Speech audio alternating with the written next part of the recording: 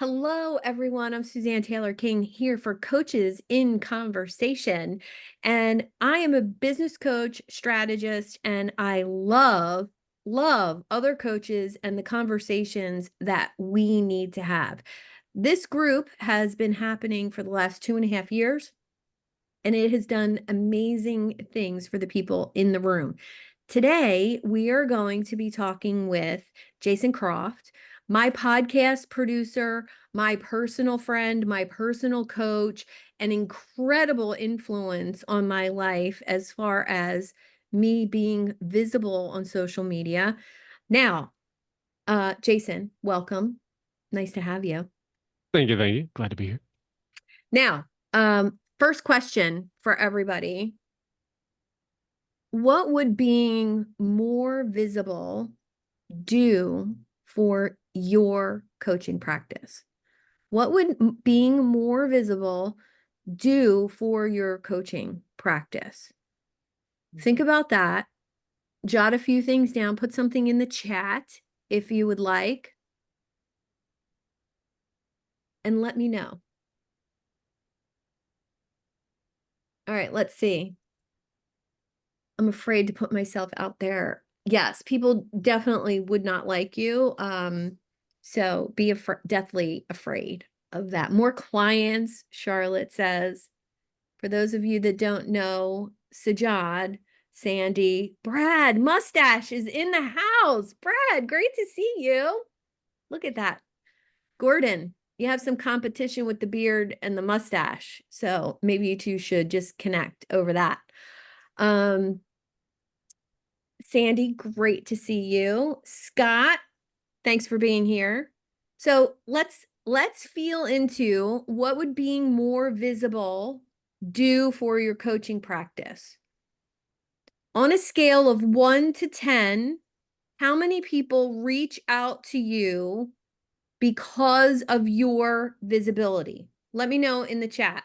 Scale of 1 to 10, how many people reach out to you to connect with you, meet with you, hire you, versus you reaching out? 10 So being the most. 10 being the most, 1 being the least. For me, it has now become a 9.5 or a 10 on a daily basis. I get more inbound than I do outbound. What would that do for your business? That's the conversation we're going to have today. And the first thing we're going to do is go into breakout rooms, parties of 3. And I want you to talk about this with some other coaches who are in the trenches, just like you, posting content, creating content, being visible. Talk about how you are visible. Certain people do TikTok, Instagram, Facebook, LinkedIn. Talk about where you're visible and talk about some ideas that you have for getting more visible. Then we're going to come back to the main room and we're going to talk with Jason and get some tips and some strategies and really go deep on this topic to get you more visibility after you leave this room today. How's that sound? Yes, good. Christian, great to see you. Daniel Andrews in the house. Change your name from Suzanne Taylor King to Daniel Andrews, please. You think there might be some confusion? Nah, people just think you're me. All right, here we go into some breakout rooms. Parties of 3 or 4, you know what to do. Answer that question, talk about visibility with each other. Here we go. You're going to be there for 5-6 minutes, and then we'll come back.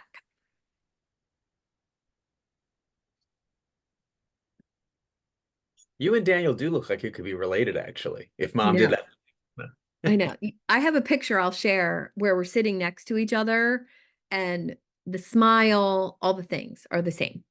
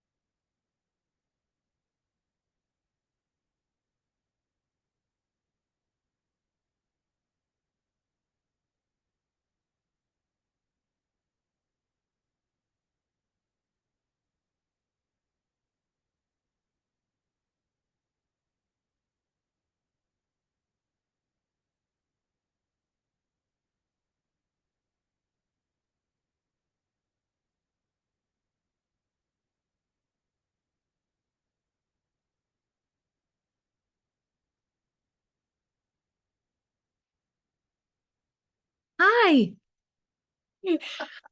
I'm sorry I'm late. I know That's that's okay. bad. If it's okay, better late than never. Yes, it's totally fine. They're in the breakout room talking about how they could be more visible in their business, and I just took a bathroom break. Very cool. Very cool. How are you? I'm good. I'm good. I had this on my calendar before. I still have your Thursday one on there, your Mhm. idea lab. But I had lost this, and so thank you for Oh, sending you're me that. so I welcome. your website and all those places, but I didn't see it. I saw an old one that was on Mhm. LinkedIn.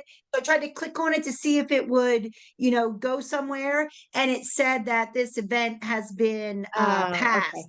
Okay. Yeah. I just want to let you know in case you wanted to make sure it was out there somewhere. Yes, well, what happened over the summer, I got a cease and desist letter, email from a podcast that's done by some famous leadership coach. And his podcast is called Coaches in Coach Conversations. And so Oh, I I had some emergency surgery in May and was out of commission for June, and then was away working remotely in July and part of August. Hey, Karen. Meet Lisa. Everybody else is in breakout rooms. They'll be back in about 4 minutes. yeah. Well, and Yeah. I was curious because I saw coaches in conversation and I saw coaches conversation, and Yep. I always like to use the right words. So then I saw the two different ways. So I wanted to make sure I was using the right one. Yeah. So it's coaches in conversation, and moving forward once a month, third Wednesday, 4 p.m. Now you're registered on the recurring link. Right. Um, Yes. and what's interesting is I decided I wasn't working at night anymore. So originally Coach Conversations was at 7 p.m. at night. And I'm not at my best at 7 o'clock at night. So I was like, why am I doing that? This Right. this is a free call that I do for the coaches, in the community. And I was just like, I'm going to make it work for me. Right. Right. And I definitely wouldn't do 7. Yeah. Four is a little past my limit on a Wednesday. Mhm. So yeah, so great. Thank you. You're welcome.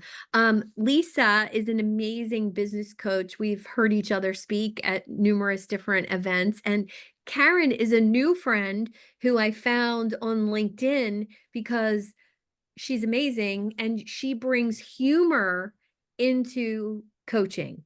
And I'm just Nice. in awe of what she does. So we had an incredible conversation and I invited her, and I can't wait to introduce you to the community. Nice. Let me see, where are we at? Let me broadcast to them 2 more minutes. So what we're talking about today is visibility for coaches and what that looks like. My podcast producer, Jason, is here to have that conversation with me, but it's super interactive. I sent everybody to breakout rooms to talk about their current visibility, current level of visibility, where they were currently, producing content and putting themselves out there, and what it would look like if they were more visible. I Gotcha. may have heard him a few years ago on a podcast Mm. with Mark S.A. Smith, and I don't Oh, that could know be. That if could be. it was him or not. Could be. You'll Mark- recognize him right away. He's real cute, great hair, and has a voice made for radio. Like, Oh, love it. incredible. Incredible. Love it. Yeah. He it's a funny story. When I met him, um, he lives in Colorado, and my best friend from college was traveling to Colorado for work. So I said to him, "How far are you from this town?" And he's like, 20 minutes. And I said to her, "Where are you staying?" And so I said to both of them, um, hmm, Jason, how would you like to take out a really fun best friend of mine since college for dinner one night while she's in town on business? And he was like, I said, don't worry. Just trust me. And I said the same thing to her. And now they're like dating long distance. Wow. Lovely. You add that to your areas of specialty. I know, right? Really good. All right.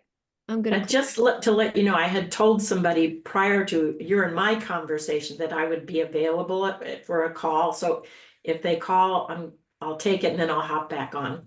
Yeah, just mute yourself or go off camera. It's fine. Okay, great. Thank All you. right. Those rooms are going to close in 50 seconds and everybody will be back.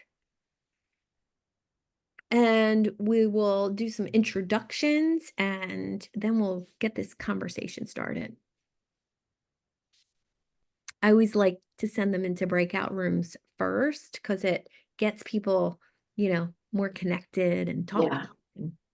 In my class this morning, we had the first session for the coaches. Oh, how'd it go? So good. My mission is to transform lives through humor and laughter around the world. And I had somebody from Hungary, somebody from Scotland, somebody from Malaysia, somebody from Canada. I mean, it was such a nice global group. So good. Christian, great to see you. Hey, thanks for inviting me. You're so welcome. All right. How was it, everyone? Good conversation? All right. Yes. I want to hear from a couple voices. You can raise your digital hand for me and let me know what being more visible is going to look like for you. Who wants to share? Just a couple of you. Go ahead, Tina. All right, so I said digital hand, but I'll let you slide. Sorry. It's okay.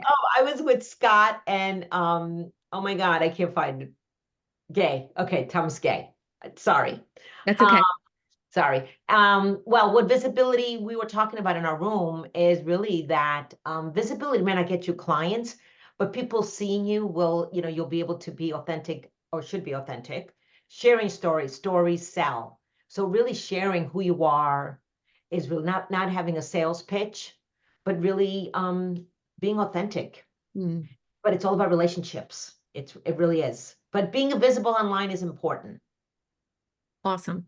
David. Hey there. Yeah, I learned about a posting party. I did not know what the heck that was. So Anissa was kind enough to throw that out there, and now she already reached out to me on LinkedIn. It's going to hook me up, so that's pretty cool. I never heard about that before. So nice. And who shared that with you? Anissa. Wow, bringing some value to the group. Gotta love there you her. Go. Gotta love her. And thank you. Suzanne just posted in the chat about TikTok recording and posting to TikTok some instructions. I followed his instructions when I first met him on LinkedIn and boom, it was amazing. Kayla. I really enjoyed hearing from other women who also had the same ideas as far as what felt overwhelming, even though we knew the importance of showing up in a space. I think we all collectively had this idea and this understanding of where is the space that we will be seen by the right ideal client. One person mentioned LinkedIn because she's primarily company-based focused, which I thought was really cool. So for me, hearing which areas of which pockets might actually be the best place for you to concentrate your time is a subject that I would love to know more about, because I think that's important. Awesome. Sajad. I posted, so 100% of my business comes from inbound. So I posted the process for posting to TikTok, Instagram, Facebook, YouTube, and LinkedIn. I average 27,500 views on LinkedIn per day.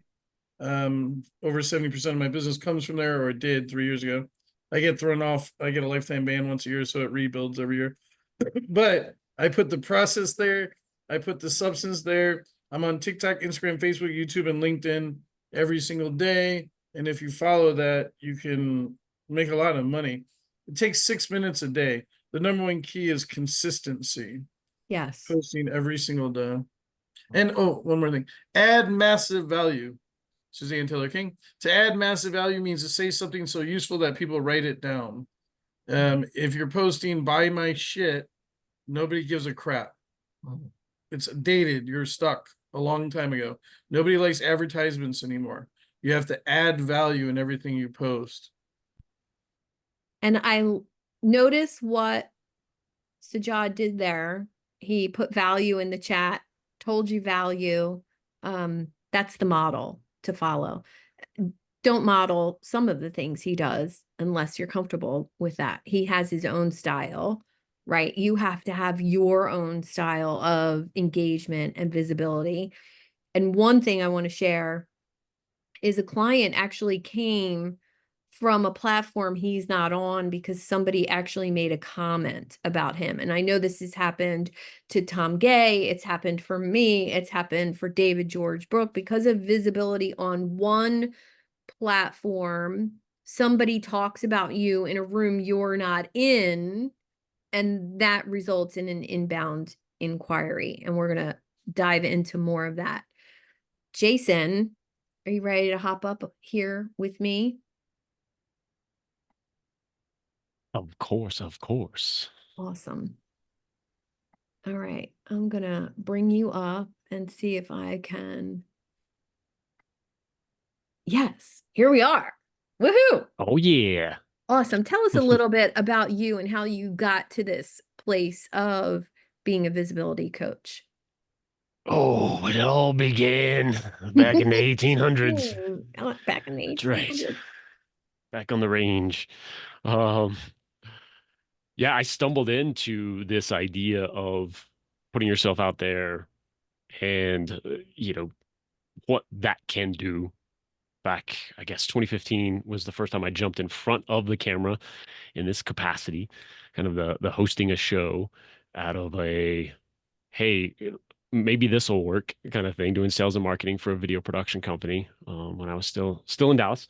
Found the startup community, jumped in front of that, and two big things happened. One, it worked because my visibility with this show, I immediately got a seat at the table in the startup community, inviting to host other events and doing all of that. That just spread quickly.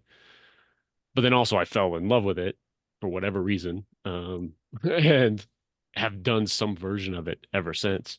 And so that's evolved to now, helping coaches, consultants do exactly that same model, have a show of their own that actually leads to to business, structuring it that way.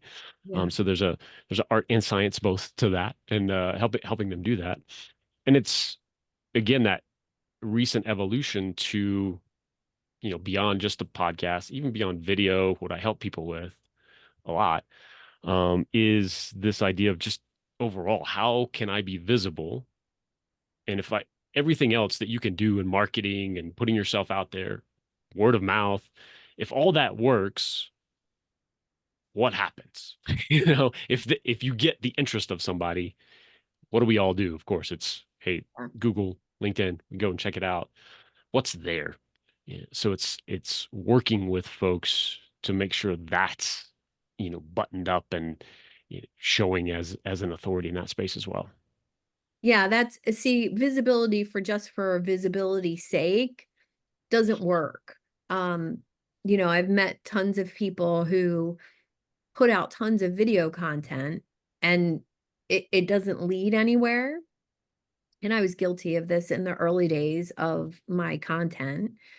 It has to lead somewhere so that when somebody goes from Instagram to LinkedIn to look at you or to your website, like it all goes together, it flows, and that lifts up your authority, your influence in the space. I'm going to give the example. I was introduced to somebody and we had a call today and introduced so that I could be valuable to his community of coaches that he trains and certifies. And I didn't know where the conversation was going to go. I thought maybe he's going to have me come in and do a workshop or talk or speak to his group of coaches. Didn't know. And where the conversation ended up, because he looked up my podcast, my website, my LinkedIn profile, my work history, all of that, it was, I think I need to hire you. And so that conversation led to a lean in of, oh, I need to hire you. And I said, well, that wasn't the intention of today's call. You know, what are you thinking? And getting to explore that with people because of the visibility, because of the authority is really the goal with those inbound people, don't you think? Yeah. Yeah. That's a fantastic example because it's such a back and forth, right? Of it's kind of a head game a little bit to put yourself out there, to be visible. And Yeah. just like you say, you want to have that flow. Okay, if it works, somebody sees my post on Instagram, what can they do next? And I also honor, hey, just having that, there is a brand awareness aspect too. You can also have, like Sajad mentioned earlier, you don't want to just be on there, hey, buy this thing, buy this thing, buy this thing. But you want to, if you get that interest from folks, you want to have a place for them to go for sure. And there is a way to show up with that. And you know, whether we want to talk about it or not, like it matters. It matters, how you look when it is, and how you aligned you are with your client base, right? Like you could be overdressed or too polished for your client base. So all of these things play into it, and it's that's a fun dance a little bit too, to figure those things out. Yeah, I think so. There's two interesting points there. With the visibility piece, I've been told I'm too nice by numerous different people, right? My brand is nice and it's kind and it's welcoming, but it's also, I'm an authority in my space, and claiming that has to look a little bit different than me just being nice. It's deeper than that. And I think communicating that was difficult before I was doing a podcast and talking to some, the guests on my podcast just keep getting bigger and bigger, more influential people. And I'm able to do that because of my own authority and because of being slightly nice and complimentary to the people I'm inviting.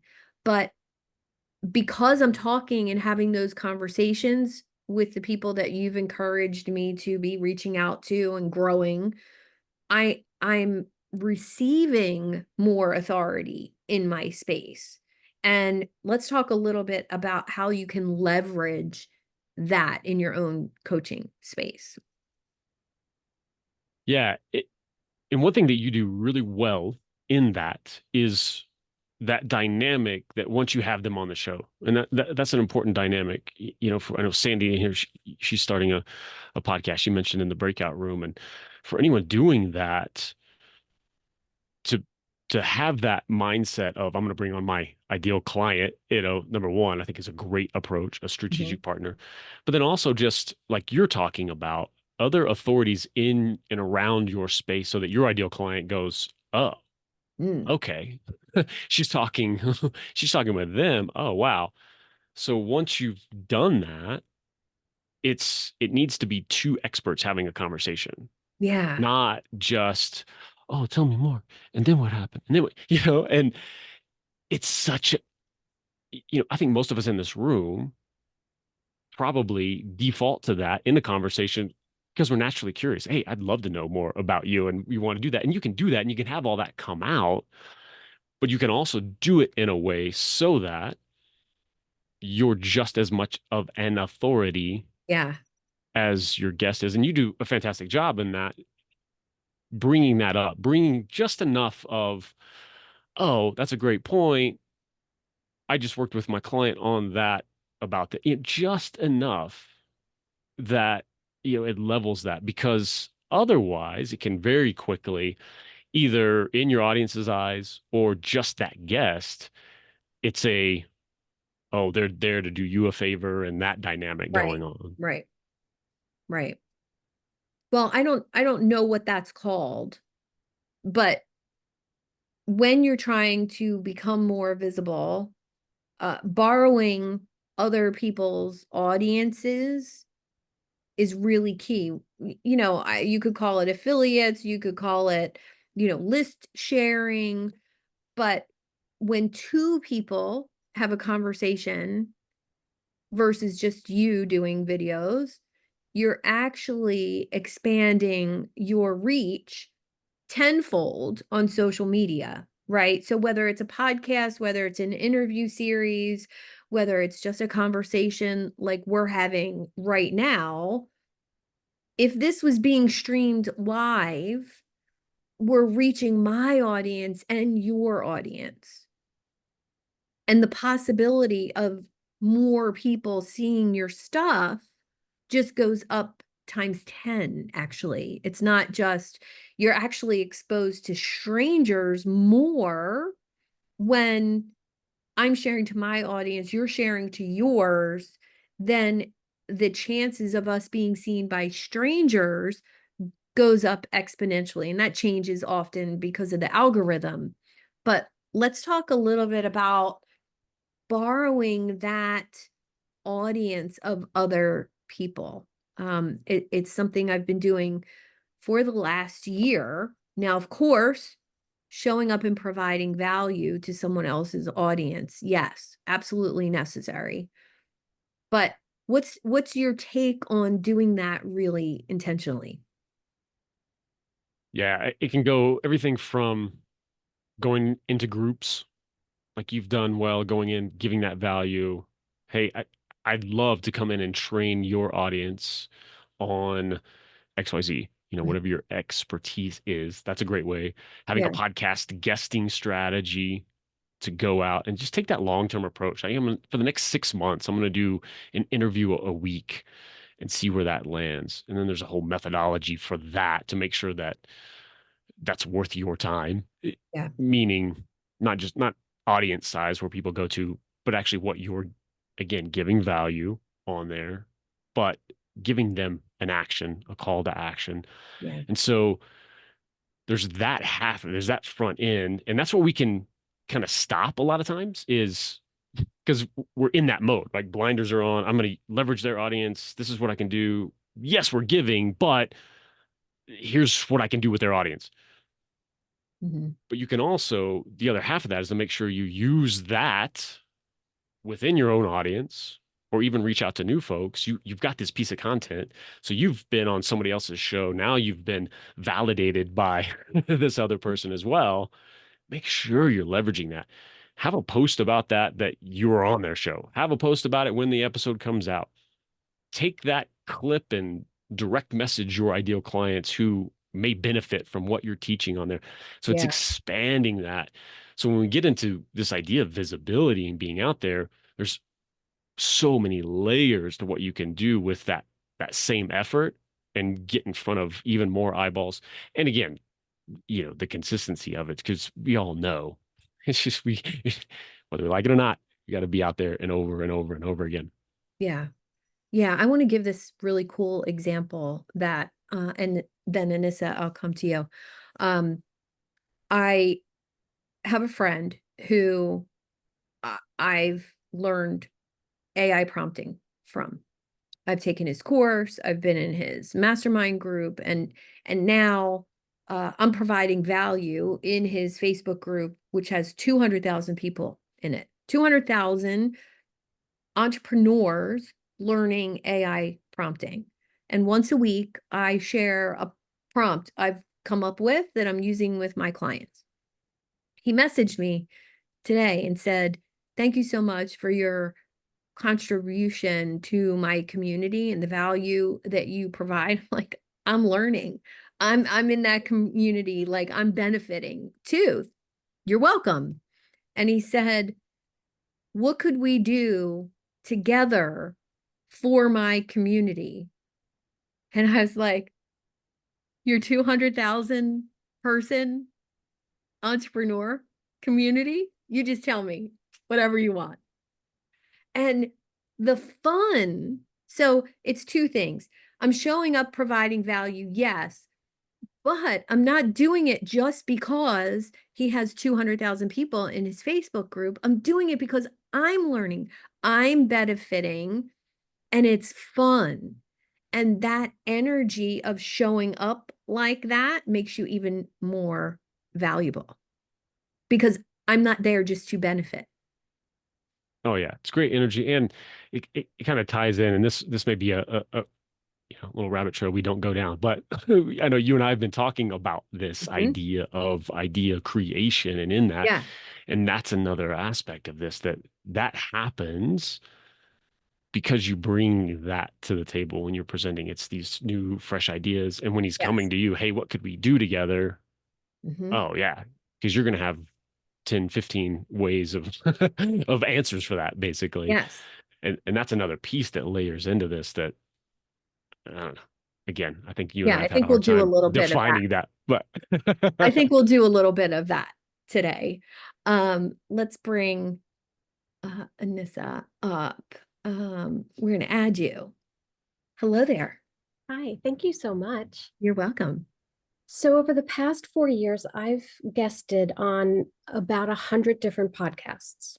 Okay. And I can't say that I've gotten a tremendous amount of traction from it. I did have a call to action. I gave them a media one sheet with all my handles on it.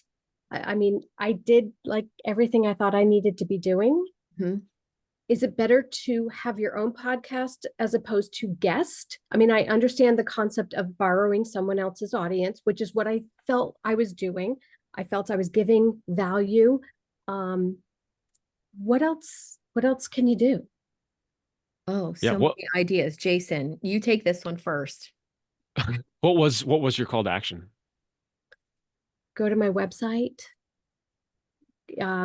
book a call. There's a freebie there. You can, sign up for this freebie. Those were my call to actions. Yeah, I think the besides, and you probably did this, but making sure that is an audience of your ideal clients, who on the shows you're going on, just having a more really dialed in, you get this thing that is, oh, I gotta have that, after they've listened to you and there's some interest, like, oh, I've got to have that, one single thing that, without knowing the nitty gritty, that would be the first thing that comes to mind. But there's definitely there's benefit to both. I think the 1-2 punch of having your own show and guesting is phenomenal. You get on more shows too when, that host knows, what you're doing, so that's another tidbit. But that's the first thing that comes to mind when I think is what that call to action actually is. Okay, great. Thank you. I appreciate it.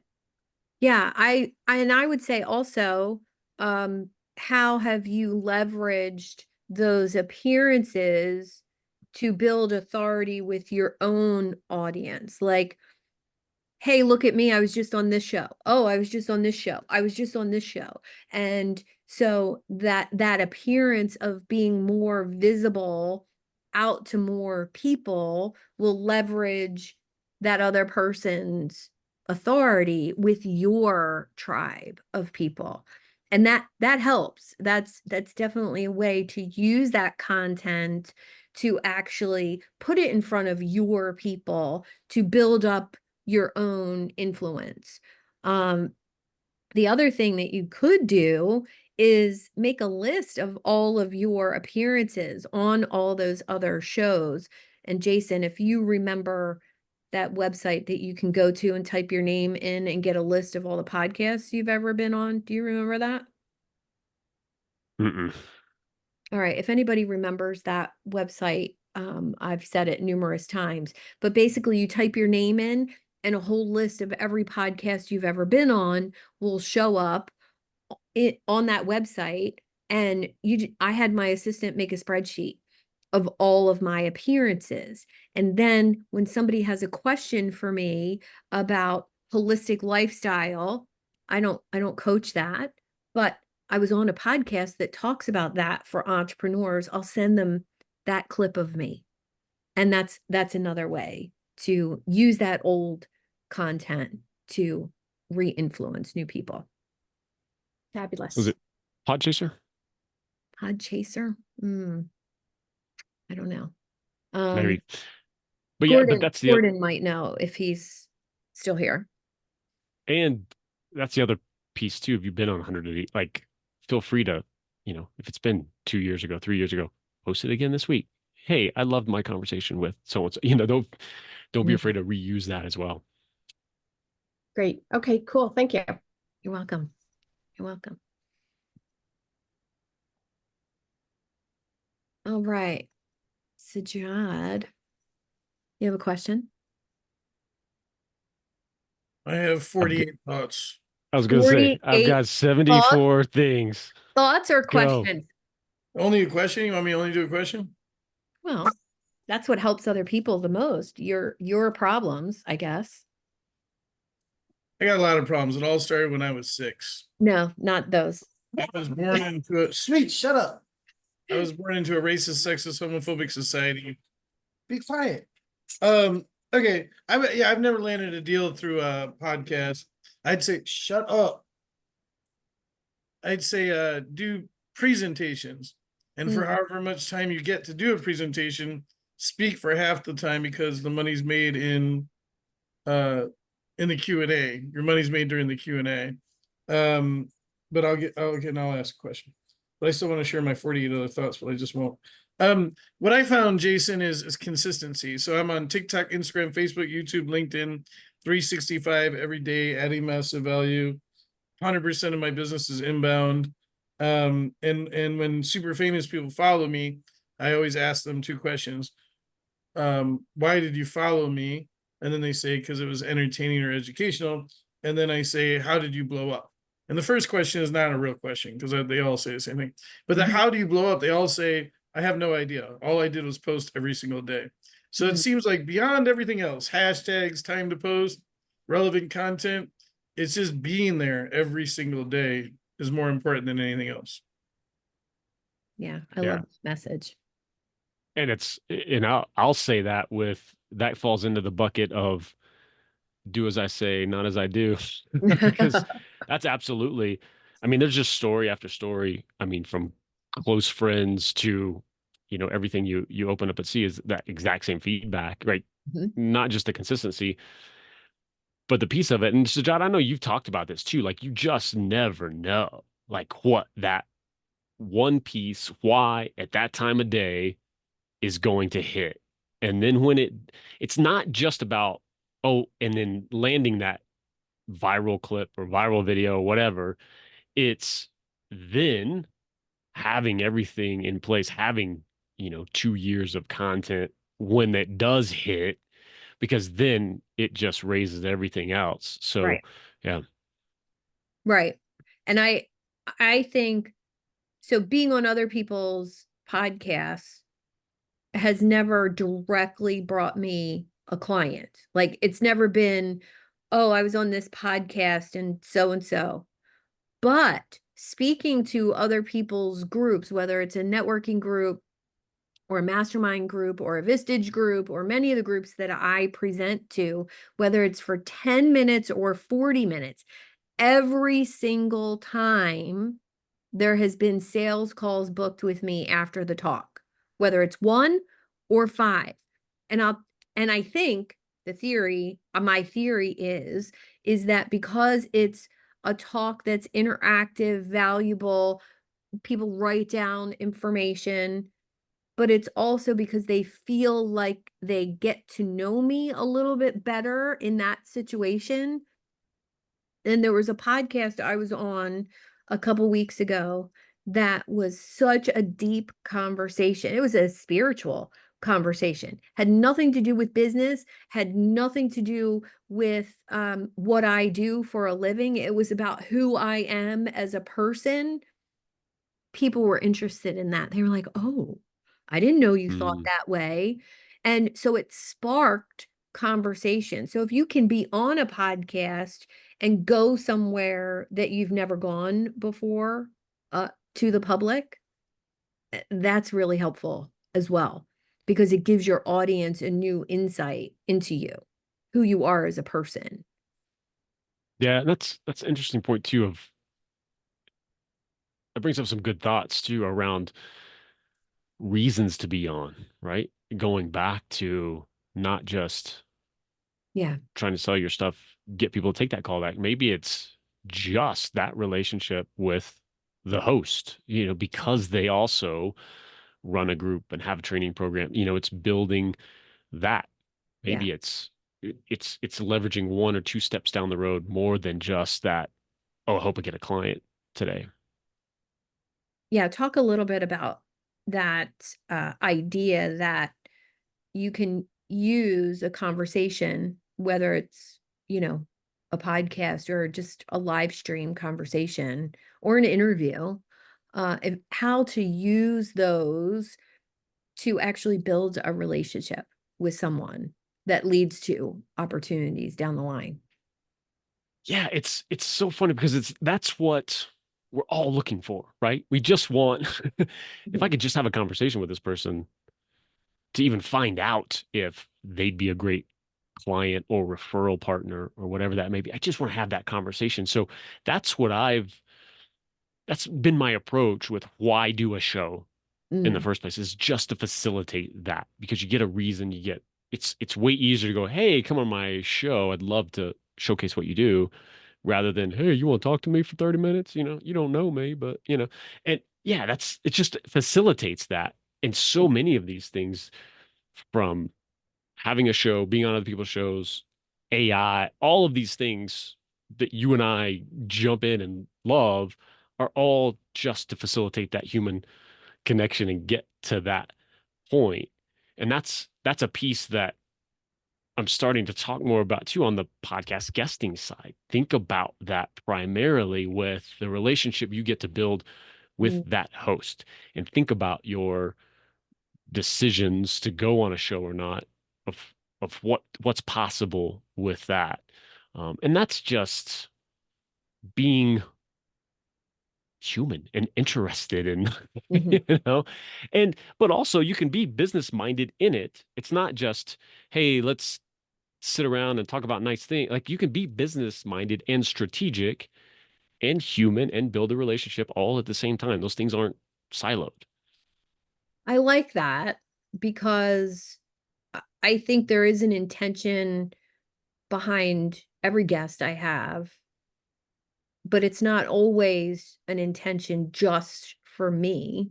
It's, what are the 3 best outcomes I could expect from this relationship? If I have a relationship with Bob Berg, who wrote the Go Giver series of books, he was very welcoming to me too.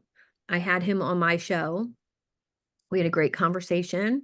Now, of course, I did my research and I read his books, and I'm a fan of what he talks about. So the conversation was very engaging, and he was so appreciative. We remained in, conversation after that. I joined his community that was $37 a month. And as soon as he saw me there, he put me on stage with him to talk about being on my show. And I was like, oh, I didn't know that was going to be the outcome. But nobody in his community had ever had him on their podcast. Maybe they were afraid to ask. I'm not afraid to ask. So I would say, don't be afraid to ask those bigger people with more influence than you, because you're a fan, because you like what they do or love their book.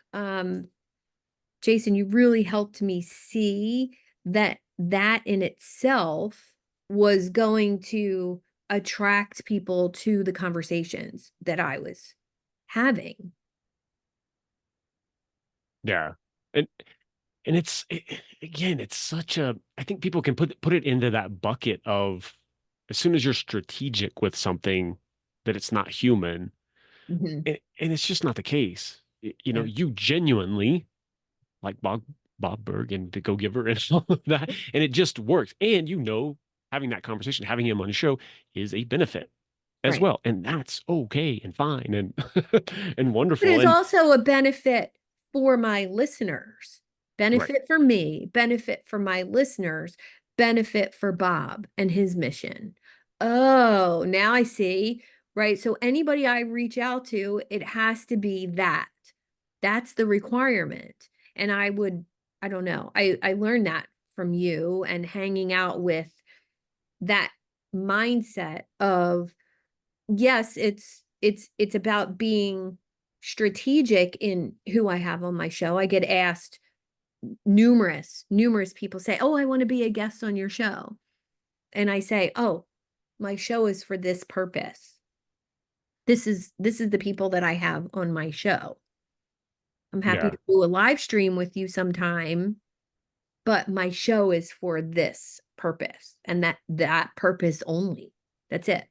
And Milo. part of that, right before Milo comes up, and is Yeah. just to add to that too, part of that, back to that bigger conversation we're having today about being visible, it's Mhm. also the structure you put around that show. It's not just a Facebook Live. We're turning that into a show. It's packaged up and it looks super pro. It looks great so that when you reach out to a Bob Bird and they go, or their people go, either one go, oh, let me consider this. What do they see when they show up? So back to that visibility aspect, making sure those elements around it work as well. Yeah, that's definitely helped. My guest this week is somebody who you're going to be very surprised is on my show. He's got a couple 100,000 followers on LinkedIn. And his first question was, can I share it when we're live? I was like, yes, you may. And I'd be very happy Nice. if you did that. So Milo, let's bring Milo up. I'm glad you took that extra time. That was interesting. Building back on what Anissa was saying earlier with podcasts, one of the challenges I have with putting posts out about podcasts I'm pretty good about putting content out there and ideas and share, but when I'm a guest on podcasts, they end up a lot the same. I feel like I get mostly the same questions. It's so, why would someone improve their speaking? How can they? Give me some ideas. What are some of the things I say most of the same things because the host asked me similar questions. So it's really hard to give any impression as to why someone should want to. I've had people say to me, I listened again and it sounded like almost the same interview. So why would someone listen a third time if that's going to keep happening? So any strategies for what to do, especially since I don't have control of the questions, to make the posts feel like they have value? Maybe I'm just approaching the podcasts wrong. No, I don't think you are. I think it's, don't not share those things because of that, right? We also, yes, there are some people who have followed you who are, they're gonna listen to everything and it's awesome, and you want that differentiator and you can try to inject that where you can. But half the battle, if not 75%, is just the post, hey, I was on another show, right? Just from that awareness. And that's, hey, I'm an authority in this space. Here I am being visible, on another show. So definitely don't, stop sharing those because of that reason. As far as, doing something about it on those shows, the best I could suggest is, suggesting some, new different things to bring up and try to get them to take, a path few people are down the road. posting about that. I actually do have a list of questions saying, here's some good questions you could ask me, in part because for a while I felt like it was a waste of half an hour because they were asking me ridiculous things or they wanted to talk about what they wanted to talk about. So maybe I just need to try and put a new one in there each time, that in case they choose that one, at least they can go, hey, this week we talked about that. And just maybe try and prompt that a little bit more. Yeah, and maybe that's in terms of content creation too, maybe that's a piece of what would you have liked to talk about or expand on or give it a little bit of, do that solo, either in the text or a video, mash those together of, hey, it was great to be on this show. And obviously you don't put it in of like, I wish you would have told me, I wish you would have asked me about that, but you can expand and bring something new to it maybe. sometimes I even comment on, often the host will go off on their own little tangent here and there. So I use that as something to promote. Hey, it was interesting when he talked about, not so much me, but maybe that'll get them to listen and they hear me as well. Yeah. It's something. All right. Thanks for the ideas. And I'm going Yeah. to challenge you to be on some bigger shows. Which Okay. goes back to your asking. Yeah. Yeah. So it goes back to the bigger show you're on, the less they do that. And go check out John Lee Dumas's Entrepreneurs on Fire Can you podcast. say that again? John Or put Lee it in the chat? Dumas, Entrepreneurs on Fire. Yeah, because somewhere between I just started a podcast 3 months ago and the Oprah show, there's a middle area in there somewhere. And I there's a don't high middle. There's a high middle. Right. And I don't know how to find out who those people are, because that's a reasonable place for me to be shooting. But I Right. don't know which ones those are. So, Ask Chat GPT oh, okay. to give you a list of podcasts in that space. And it'll start with, the most popular ones like Lewis Howell's podcasts. And then just say, give me a list of 10 less popular podcasts, and just for some more ideas. There's millions of podcasts out there for you to be on, and, maybe getting some referrals from other people. Send me a note and say, which ones have you been on that spurred a deeper conversation, that there was no script. I hate a script.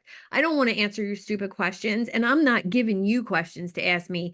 If you can't think of something to ask me, I don't want to be on your show. And it can't be, and how did you start your entrepreneurial journey? Ugh, boring. Like, I But if you don't don't give them something, they might come up with that. Yeah. I mean, that's my concern. If I don't give them something, that might be the question they ask me. And you're not going to say on the air, oh, that's a stupid question. Give me a better one. Right. Right. Lisa has I guess you great could. suggestion, Lisa, in the chat. She has a one-on-one to interview the podcast hosts beforehand. Now, a lot of times the bigger shows don't do that. Right. It's if you get on, and you better do a good job. Or the ones that do an interview, they want to know how big your list is, how big your following is, how you're going to share it. So there could be some, imposter syndromes showing up for something like that. Yeah.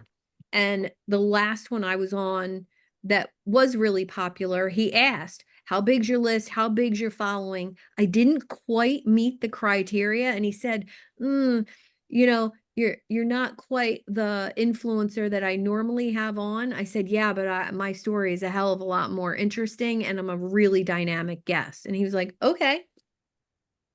Good for you. Yeah. Yeah. So sometimes that's all you need to do, is just go for those bigger ones. All right. Thanks. All right. All right. And other questions, other insights? We're getting close to the end of our time. Sajad, you have another question for us? Well, first off, Lisa is brilliant. If you haven't met with Lisa, you should. She's really smart. And look, she's cool as hell too. I love Lisa. To echo Jason and Suzanne, people see it even if you don't think they do. So even though the content seems useless, it's still useful because you have content. Yeah. As opposed to you don't have content. I research people for 30 minutes the night before I meet with people. Sometimes people, everybody, 90% of people put on my Calendly survey, when I say, what's your greatest barrier? They say, acquiring new clients. And then I research them and they don't fucking exist. Mm-hmm. You don't exist. You don't have any clients, and you're not on TikTok, Instagram, Facebook, YouTube, and LinkedIn. So just to support Suzanne and Jason, it's still useful even if you don't think it's useful. Imagine if it's not there. Just like with a website. If your website doesn't necessarily get you clients, but it could cost you clients. Yes. Because if somebody goes to your website, they can go like, oh, crap. Or your LinkedIn. If you got a shitty-ass LinkedIn profile, and some people say, well, I don't really use LinkedIn. Well, but I'm going to your LinkedIn profile, and if it looks like garbage, I won't even let you hire me. So, anyways, cut up the videos or hire Jason to do it. I know a lot of people, I'm going to do my own podcast. I'm going to write my own book, then I'm going to get rich. No, nobody, you got 0 views, 0 views. Hire somebody or do it yourself to cut them up and then promote them. And then here's my question, even though I have 42 more thoughts. Okay. To add massive value, this drives us insane, right, Suzanne? Yes. To add massive value means to say something so useful that people write it down. Look at your last 3 LinkedIn, TikTok, Instagram, Facebook, YouTube. Did you say something so useful that people wrote it down? Or did you say, buy my shit, limited time offer, get it now? Well, you're stuck in the 1970s. Yes. This doesn't work anymore. Say something that's and nobody seems to understand. Suzanne, we talk about this every freaking day. To add massive value, what does it mean to add massive value? To force other people to pick up a pen and go, I got to write that down. That's my definition. Yeah. How Something about that, makes people think, makes people, oh, I needed that. Oh, that. Plus, if you can shake them out of, you? because we're all in our like, we're going through this. This is my pain. This is my thing. And Milo mentioned something in when he talked about his definition of visibility. When you can give somebody just an awareness that this thing exists. Oh, I didn't even know that was possible. Sometimes that's massive value, right? Mm-hmm. Like, oh, I've been going through all this pain. I had no idea there was even a solution or that it looked like that. Yeah. Thanks, Suzanne. All right, I'm going to go back to gallery view as we wrap up today. Who has a question for Jason or I, or just a comment about what you want to take away from today? I love doing your takeaway from today. Who wants to share? Go ahead, Tina. So I just love you, Suzanne, because, and I love the fact that you are kind and welcoming, because what I love about you is your authenticity. Thank you. I am not looking for other business coaches that are pushy and salesy, and because that's not who I am. So that's why I just love coming to you, and you add value, like just by that. What I'm learning from you is that swapping, the email swapping and the promotion. That's something I didn't even think about. Nice. And so for me, I mean, I printed everything you sent me and I sent you my stuff, but I just love the fact that you are definitely a giver, which is what I love to do too, but I just love you. Well, thank you. And so what Tina's talking about is I put a post in my Facebook group or another group that we're in together. And I just said, who wants to do an email list swap? Now, Tina's list is smaller than mine, but her ideal client is not my ideal client. It's somebody different and somebody at a different level, but similar enough that there's going to be some people on my list that could be clients for her. And I'm going to do an email for her, and she's going to do an email for me, because some of her people that are on her list could be not for her, but actually for me. So having those strategic partners, Daniel Andrews and I promote each other a lot. We talk about each other in rooms that the other one is not in, and that results in more visibility. Same with Gordon. Gordon and I provide massive value to each other routinely. When I need business advice, I call Sajad, and guess what? He talks about me. Hopefully says positive things all the time, but hey, even negative press is good press, right? So those ideas can really strive you forward. Charlotte, what was your takeaway today? Well, in our small group breakout, we talked about how sometimes it was hard to stay motivated to keep posting on LinkedIn when we felt like we didn't either have something inspirational or something very helpful, but just everything you all have said is consistency is key to that visibility. Good. Sandy, any takeaways from today? Thanks for joining us, by the way.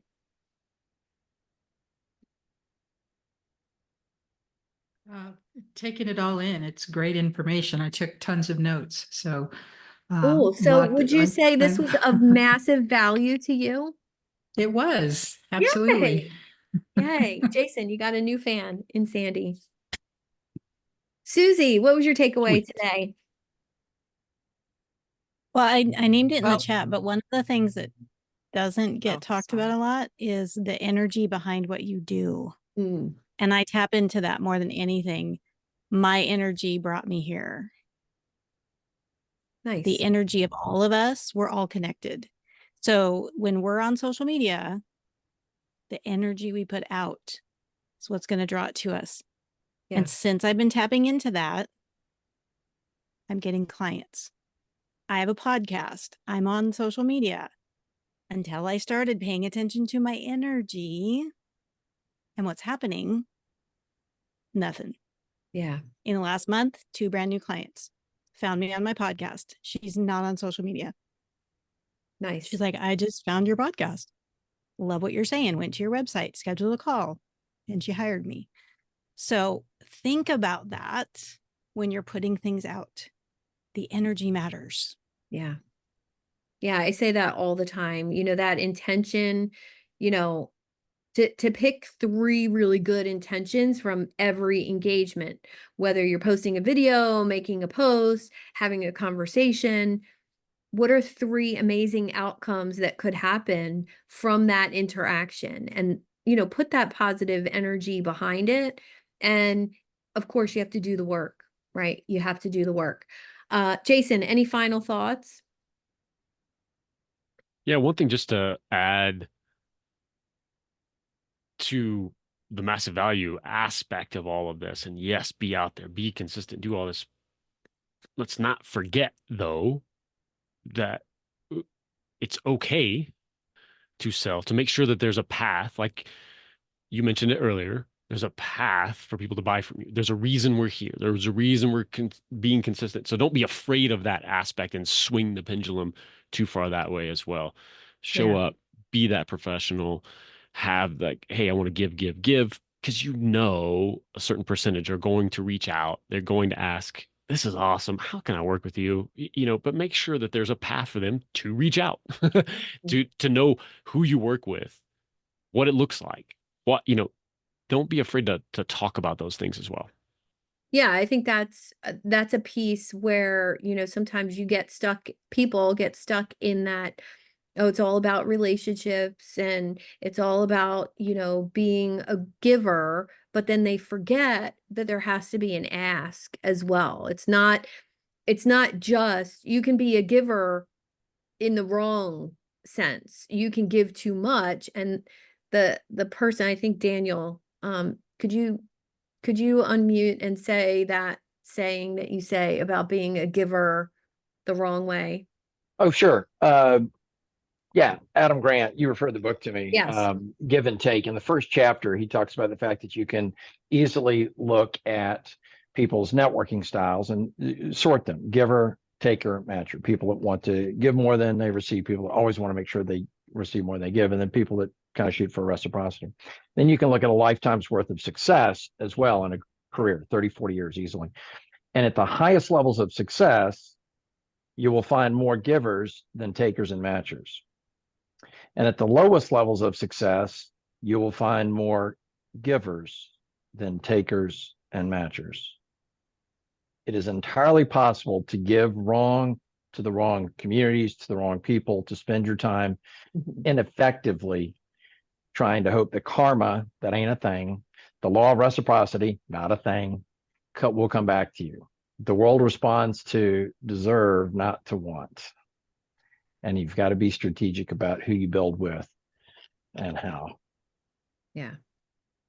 Yeah. And back to like Susie talking about energy, if you're giving because you're hiding from asking instead of just then that's exactly what you're talking about, Daniel. Like that's the wrong version of giving. Yeah. Yeah, I definitely have felt at times, oh, let me just over give so that the person will, you know, want to ask me to work with me, and it does not work that way. So John. I'm excited right now. Why? Yes, because I love everything you two are saying right now. So the people that say, oh, it's, go giver, no like trust, it's all about relationships. These people are all broke. They're not making any money. It is adding value. It is relationships. It's a certain kind of relationship. It's a certain kind of value. They're manipulated concepts. The concepts are just manipulated. It's true. It is all about relationships. It is true. It is it's no like and trust. It's true that it's about go giver, adding massive value to everybody you come across. But the concepts are manipulated. It's a bunch of broke people listening to the particular parts that they want to hear. They're broke. They're listening to the particular parts they want to hear that make them feel good about themselves. And they think they're going to get rich by being a nice person, by helping other people, by building, they're having coffee chats. Like Jason, what you just said, it turned me on. Like they don't even offer to sell anything. They don't offer to sell anything. And they say, I'm not making any money. Yeah, you didn't offer to sell anything. You can't make any money if you don't, because they don't want to get rejected. They want everybody to like them. They don't want to make anybody uncomfortable. They come to networking events. They don't raise their hands. They have their camera turned off. They don't engage in the chat. They don't post this stuff. I mean, it's just, the whole system is that's why I'm rich. The whole system is manipulated by the wrong ideas. So anyway, yeah, I just love everything, especially Jason, especially and from my interpretation perspective, the concepts are manipulated. You're avoiding doing this by saying this. I'll stop. And I want to add to that and just say that I think a lot of people, numerous people I know, avoid selling because they don't have a clear offer or 3 offers. They don't have something that's this price, and this price. So if somebody says no to the highest ticket thing, they don't have the next thing down. They don't have an introductory thing that gets people in the door and used to paying you. And that's a huge passion project for me. Anybody that knows me knows I love creating offers, love creating courses, love creating workshops. And if I love doing that for me, oh my gosh, I'm in love with doing it for other people. So I created a 5-day thing, 5-day coaching program, basically, where I'm going to work with you for 5 days to create your offers. So if you're struggling to actually get in that conversation where you have something to sell, I'm going to ask you if it's because you don't have a clear offer stack and you don't have something that you feel so excited about to tell people about, ask me and you can join this 5-day thing. There's the link in the chat. It's very inexpensive to work with me for 5 days, 90 minutes a day. Jason, how do we work with you? Oh, it's so expensive. It's more expensive. It's $1 more than working for Sujat. He has to Actually, it's $1 less. He has to afford his hair gel. So, That's right. It's $1 less than working with Sujat. So you can come in. Daniel, that was inappropriate and unprofessional, sir. That's You're right. just mad that you don't have any hair, Suzanne. He's got a lot of hair. He's got more than you. Yeah, there we go. Fight. I like it. Yeah. Reach out to me on LinkedIn. Come hang out with me over there. You can go to thejasoncroft.com and find all the links, all the stuff, shows that I'm doing, offers that I have, all that fun stuff. Definitely helping coaches just be more visible, transform themselves into that visible your new leader. Podcast is incredible. It's with Joe Blackburn, correct? Blackburn. Yes. And it's all about sales and it's incredible. I've listened to the first episode and then the introductory episode, and I'm obsessed with the topics that you're talking about. Really good. So definitely check appreciate that out. Sales Assassins podcast. Yes, All right. indeed. Any final thoughts here today? Anyone? Bueller? Thank you for bringing this all together. Yeah, You're so thank good you at for what you being do. here. My brother from another mother.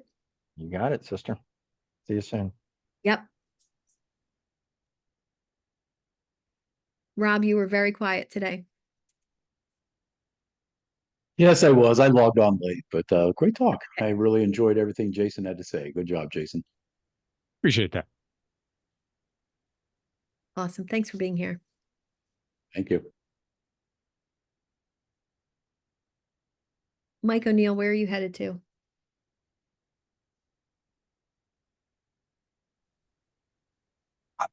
I just got there. Can you hear me? Yeah.